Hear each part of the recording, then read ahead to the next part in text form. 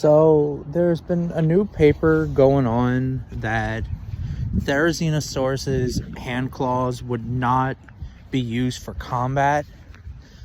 I'm not so sure about that because, first of all, how you're supposed to fend for yourself against a predator like Tarbosaurus or whatever, like, it makes no sense.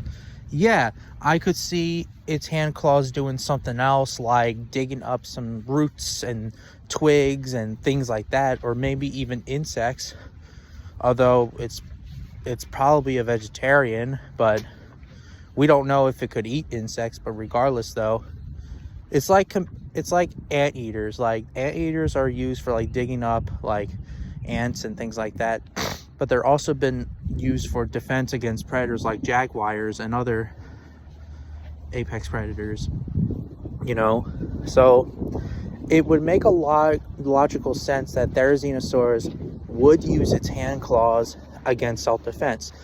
Yeah, I could see it make itself look bigger by like holding its claws like this or something and make it as a threat display against a Tarbosaurus.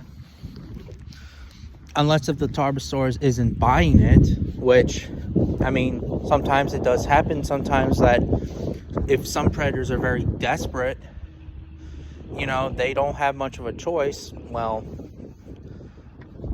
technically, but you guys get the point, It would had to use its claws for a defense mechanism. It's just like with Horner's hypothesis against ceratopsians,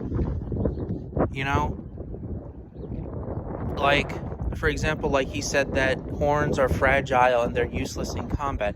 Well, excuse me, but how are you supposed to fend for yourself against a Rex? Well, it's exactly the same thing with Therizinosaurus's hand claws against Tarbosaurus,